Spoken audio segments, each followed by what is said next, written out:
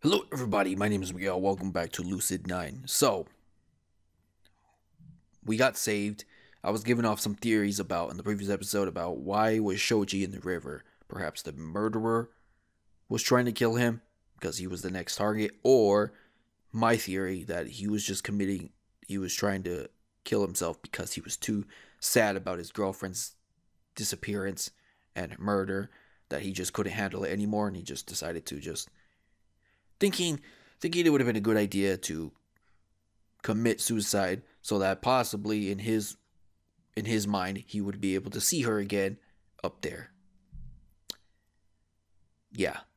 This game is getting darker and darker and darker by the second. So, we're here, not far. This is where we left off, and yeah. So, Yama just got, and the question is, he didn't save Shoji, someone did, and he's trying to figure out who. If it wasn't him, we won't know. We still trying to figure out who the murderer is too. So yeah, I warily hoist myself to my feet and shove my shoes over my soggy socks.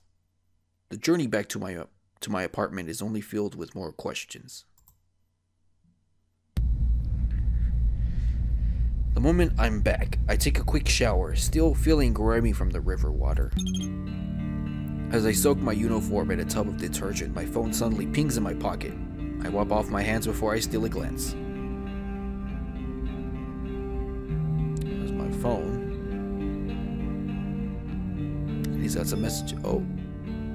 Going home tonight. Parents signed exemption from curfew.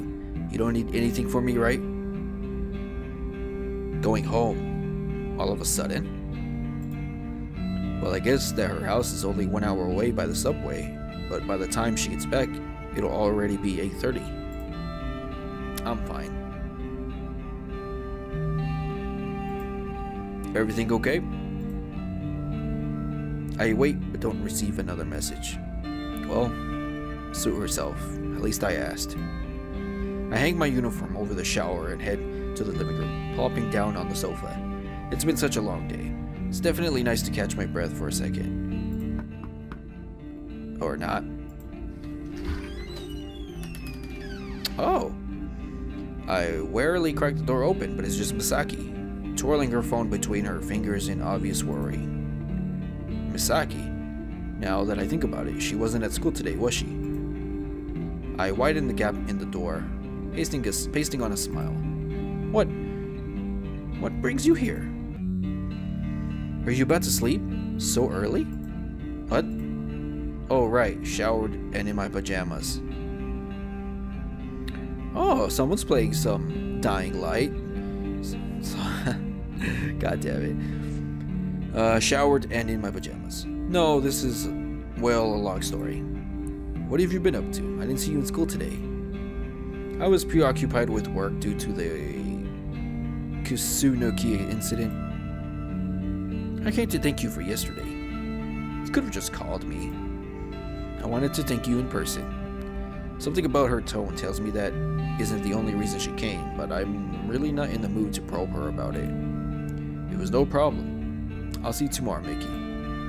I begin closing the door, but she stops it with her foot. Yama, is there something wrong? What makes you say that? Answering a question with another question just proves that there is. I'm here if you want to talk about it. Besides, there's something I've been meaning to tell you myself.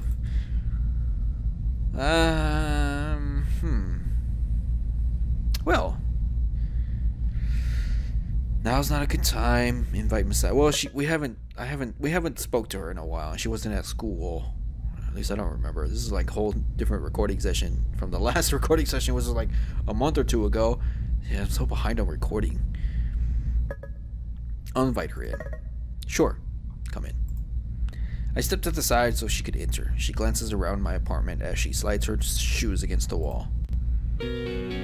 So this is your apartment. It's a lot cleaner than I expected. Thank you. I appreciate the kind words. Thanks, I think. After her examination, she perches on my sofa. I slouch beside her. About my outburst yesterday. I'm sorry you had to see that. Yeah, it's fine. You don't have to apologize. I do. I was out of line. I just didn't want to affect your relationship with Rui. Don't tell me you're trying to pair us up too. Whoa. Misaki suddenly grabs me by the collar, a hard glint in her eyes. Oh, Jesus. What's the deal? You've practically known her forever. I just don't feel that way about her. How do you feel about her then? She's just a friend. She examines me for a moment, not critically but extremely bewildered. It's clear that Rui doesn't feel the same way. Have you spoken to her about it? She wouldn't take it well. I'd only end up hurting her. Don't you think avoiding the subject would hurt her more? How would it hurt her? She's holding back in hopes that you make the first move. It's romance 101, Yama. I can't exactly do anything about that, Mickey. She sighs, releasing me as she slumps back into the sofa. I still think you should have a talk with her. Rationally speaking, she's right. Maybe it's unfair. Maybe I'm being selfish. But Rui's my friend, first and foremost. I'm not sure if I want to lose that. I'll keep that in mind. She waves her hand dismissively. Anyway, mind explaining that bruise on your face? What? Oh, yeah. The argument I had with Masato. I lay my head back, unsure of where to begin. Obviously, I can't tell her the whole story. I'm not sure how she'd react if I mentioned that I almost drowned today, especially since she knows about my condition. I got into a fight with Masato earlier. Really? About what? A sudden flood of negative emotions pound me as I recall the event. I don't even know. He just seemed angry. He kept telling me that I wasn't trying hard enough. I thought he was talking about track. He's been trying to get me to join track every day. But it didn't sound like it. I see. Misaki considers this for a moment as she twirls her phone between her fingers. I used to have a friend in Seto some years ago. At first we never really got along much, to be honest. Every time I asked if he wanted to hang out with me, he usually refused, so I ended up dragging him along anyway. After a while, I started to think that he might have hated me. I could have just stopped talking to him, but it made me angry that he didn't want to tell me what his promise was. So one day I just snapped at him. Thinking back on it now, I feel really bad for doing it. Because I didn't know that he was dealing with his own issues. Her words come out in barely a whisper, her eyes drifting to the floor. She's talking about me, isn't she? I feel a knot form in my chest as the memories from back then resurface. No, I'd rather not be reminded of that time. Not again. Not so soon. What exactly is your point, Misaki? My words come out harsher than intended, but I don't apologize. She seems a bit taken back at my response. It's just, I think whatever's bothering Masato, it must be something personal. Otherwise, he would have outright told you what his problem was. I suppose she's right, in a way. It's just that Masato's so straightforward about everything for him to be so roundabout now is understandably strange. Anyway, I'm in the mood for some fresh air. What about you? I guess she must have noticed that she brought up a touchy subject. Sure, why not? I noticed the school's rooftop. I cannot read it for a second. 9.5 minutes in. Okay, I could do this, Mike. I've noticed the school's rooftop is a great place for stargazing. We should go there now. The school's locked down at this hour. Curfew, remember? And your point is? Is she actually suggesting that we break into the school? Yeah, she's actually thinking that by her face. I guess a change of scenery would probably do me some good. Lead the way. She smiles as she darts out into the street. I follow closely, taking in the brisk evening air. Well, the music suddenly changed. We pull up at the front gate, slightly out of breath. I slide my card through the receptor, but it only buzzes at me. What? The curfew keeps out off-campus students and automatically reports on-campus students who return late. So what? Do we climb the gate? It's armed, Yaman. There are laser sensors. My card is exempt, remember? She slides her card. Sure enough, the receptor blinks green. Misaki props the gate open with a smirk. Ladies first. You're such a gentleman. She only giggles as I pass through the gate. So, where to? The classroom behind has a side door for the janitor. It's accessible by key rather than card. We can head to the rooftop from there. When did you get the building key? Never. Okay. She darts to the side of the building, gesturing for me to follow her. I squint through the darkness as she kneels down, feeling the side of the building. Finally satisfied, she withdraws something from within her jacket. It's a plain fabric case, which she unzips and dumps on the ground. What's that? Shh. She picks up two thin metallic objects from the ground. They glint in the dim streetlight. Are those bobby pins? Yes. Yes, they are. She hastily bends the larger one at the right angle and snaps the smaller one in half, then turns to the door. I peer over her shoulder, trying to see. You're standing in my light? Oh, sorry. I crouch for a better viewpoint. She's unusually focused as she threads the large pin at the bottom of the lock, pushing it downwards with her thumb. I didn't know you could pick locks. Don't tell my agent. What? Why would I do that? Don't post it on Patter either. Wouldn't even know how. Satisfied, she inserts the smaller pin into the top of the lock, wiggling it gently. Ah, there we go. I hear a satisfying click and the door gently swings open. Misaki smiles proudly and waltzes inside. Well, right behind you. She disappears into the darkness. I step after her. As we plod up the stairs, I decide to satisfy some of my questions. Neat trick. Where'd you learn it? It's better not to know. What if I want to learn? I doubt your criminal material, Yama. And you are? Come on, I'm just curious. Where was it? Finishing school? Princess trading? A playful giggle betrays her amusement, but she quickly clamps it short. If you must, District 6. District 6. If I recall, she had told Rui that she moved there with Satomi. We're here. Before I'm able to ask her about it, she pushes through the door and onto the rooftop. Well, she's right about one thing. The scenery is beautiful at this hour. Despite the noticeable light pollution, it's not difficult to see the copious amount of stars in the sky. Silver streams of glitter populate the colored expanse around the moon, smiling down at the bustling city below. Everyone turns into a bunch of stars when they die. If they did something to super duper impress the heavens, I guess. Oh, look at this picture. I smile bitterly as I settle next to Misaki on the bench. Pretty, isn't it? Yeah. It reminds me of the time we met at the festival. You haven't changed much since then, you know. You were always a strong person. That's a bit of an overstatement. Misaki shakes her head, her expression solemn. Honestly, Yama, I mean it. If you weren't, you probably wouldn't even be here right now. What do you mean? Rui had told me what happened after I left Seto. Oh, right. Do you resent me, Yama? Of course not. It's not like you wanted to move, right? Yes, but... She pauses, unsure of how to continue. I'm sure you still want to know why I moved, don't you? I would be lying if I said that I didn't, so I nod.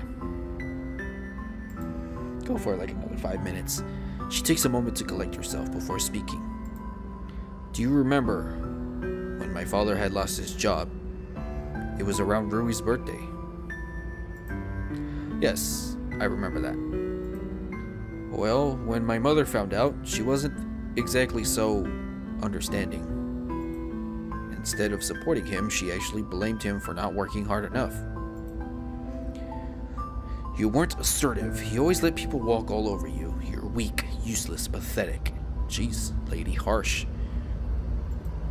Misaki digs her nail. That was what what Misaki's mother was saying to the husband. Misaki digs her nails into her skirt until her knuckles turned white. It wasn't his fault, of course. After the financial crash, my father's company went under, so there really wasn't much he could do. Eventually, he started working for a construction company. The pay wasn't all that great, but something was better than nothing, you know. He worked himself to the bone while my mother was out doing God knows what. Sucking dicks. Fucking bitch. Pinche puta. Then one day, he just never came home. It wasn't rare for him to take extra shifts, so I assumed that he was still working. But then when my mother began selling his things, I realized that something was wrong. I still remember what she told me when I asked her about it. He's dead. He won't be needing it anymore. Jesus Christ, that stupid lady. She turns to me. Her eyes shimmer in the moonlight as she wipes her face with her sleeve. June had died? I didn't believe her. I didn't want to believe her. Dead? How could he be dead? But he was. There was no denying it. They said he had overdosed on painkillers while he was out working. I wanted to believe that it was an accident, that he didn't mean to take so many, but honestly, I don't know. He was so stressed, so tired, so restricted. There's an ache in my chest as past images flicker in my mind. I grit my teeth and attempt to dispel them. So, that's why you moved? Misaki nods solemnly. We couldn't afford staying in Seto, so my mother and I moved to District 6 soon after my father died. I never went to his funeral, never said goodbye to my friends. We just left. A silence pervades over the rooftop as I digest this information. Although I don't remember Satomi much, I would have never imagined she would do something like that. I guess that explains Misaki's resentment towards her. Do you still live with her? Misaki averts her gaze, again, twirling her phone between her fingers. It must be a nervous habit of hers. She couldn't care for me anymore. I eventually had to move in with my grandparents. That's why I'm attending the academy, and why I work part-time for Lotus. I noticed Misaki's hands trembling. As close as we were, it must have been hard for her to tell me about her father. I feel like I should comfort her somehow, but I haven't a clue how to go about it. That's mostly Rui's department. An idea strikes me, and I whip out my phone, placing it on Misaki's lap. What's this? My phone. What does it look like? I know that. What do you want me to do with it? I was wondering if you could show me how to use Patter. She regards me with an upturned brow for a moment, but then breaks into a bright smile. Of course! Oh, well, she's smiling. Without hesitation, she picks up my phone and expertly swipes across the screen. First, you need to go to Patter's web address. Then you have to register for a new account. What do you want your username to be? 8BitMike. Can it just be my actual name? Only if you want to be boring. So what's the problem? I'll just choose one for you. Don't give me something too embarrassing, Mickey. Don't worry, it'll be mildly embarrassing. Oh god. She taps at the screen in quick succession. When she's finished, she brings it up to my face. How's this? EMs? It's cute, right? I don't know. Too late, I signed in. Mickey! Misaki giggles as she fiddles with her own phone by her side. Now you need some followers. I'll be your first. Followers? There are people who can view your pats. Pats are updates where you can type a message in 90 characters or less. You also have the option to attach a file to your pats. File? I know you know what files are, Yama. Honestly, I don't. Honestly, I do. I just want to annoy her. Files are pictures, videos, documents, things like that. Oh, interesting. A few seconds later, a soft ping emanates from my phone. There we go. So you're following me now? Yep.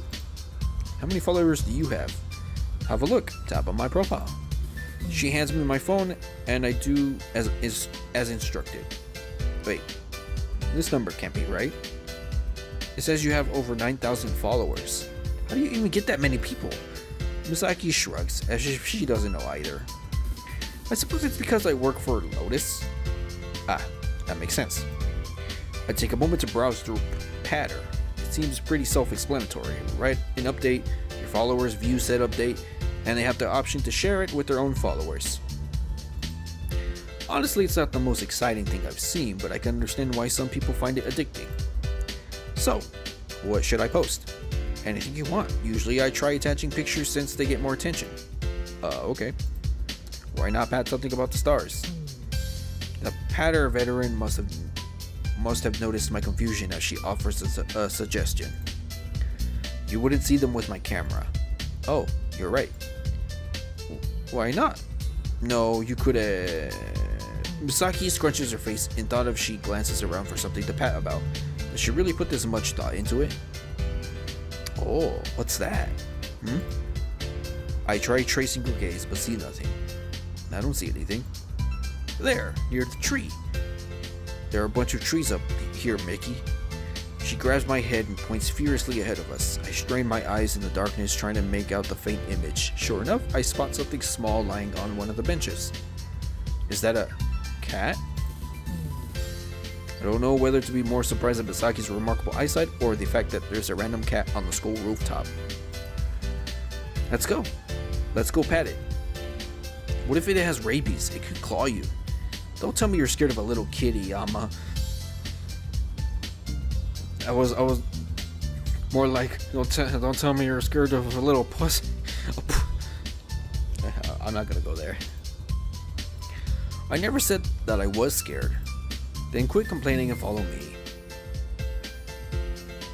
Not allowing any room for argument, Misaki slowly stalks over to the mysterious feline, leaving me alone on the bench. I sigh deeply. I don't know why I bother. Fine, but I'm not touching it. I follow her lead, walking behind her. As we draw closer, the cat's ears perk up. We immediately stop in our tracks. It's gonna run away. Shh. Hearing us, the cat lazily turns its head in our direction. Its eyes glower at us in a brilliant green.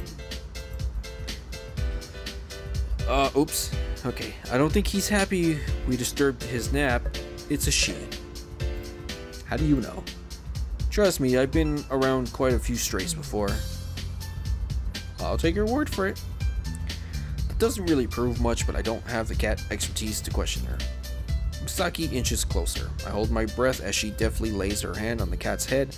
Surprisingly, it doesn't jump at her, instead focusing its attention on grooming itself. We should name her. You're not thinking of taking it, are you? Of course not. I'm not allowed to anyway. She says this dejectedly as she strokes the cat's black fur. Getting a closer look, I notice its right ear is clipped as it's been in a fight. What about Clipper? What kind of name is Clipper for a girl? You asked for her name, you didn't say it had to be good. What about Chocola? Chocola? It's perfect, don't you think? She has a black coat. I guess. Notification ping redirects my attention to my phone. Oh right, I should probably go ahead and pat the cat. I aim my camera at Misaki and Chocola. Chocola yawns, but remains relatively unaffected by the picture. Now just type your message, and you've made your first pat. Alright. Unsure of what to type, I put something generic. On rooftop with Mickey and Chocola. As I post the pat, I notice the timestamp on the update. Is it really this late? We should probably get going now. But, Chocola, I'm sure we'll see her again. Probably, I think. Misaki stands up, elbowing me playfully. Then I'll race you to the bottom of the stairs. Before I have a chance to react, Misaki bolts away without warning. I speed after her, yelling in indignation, but smiling all the while. We don't just run to the bottom of the stairs, we stop only when we hit the gate, tapping the receptor in some twisted form of relay race. I win. You got a head start. Still won. You never did play fair. I take a moment to catch my breath before speaking again. Say, Mickey. Thanks for telling me. She looks confused for a moment, but then seems to remember. I should be the one thanking you. For what? For listening to what I had to say. I smile warmly. Of course. I'll see you later, Mickey. Good night, Yama. She slides her card. The gate swings open. I head back to my apartment, relishing the crisp night air, my dread all but dissipated. Sleep comes quickly to me.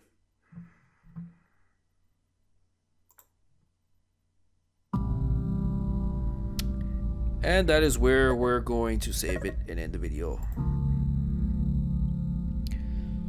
We'll pick it up in another video. So thank you guys so much for watching. If you guys like this video, give this video a thumbs up. It'll help me a lot. I'll greatly appreciate it. And until the next time, I'll see you guys in the next video. Bye, everyone.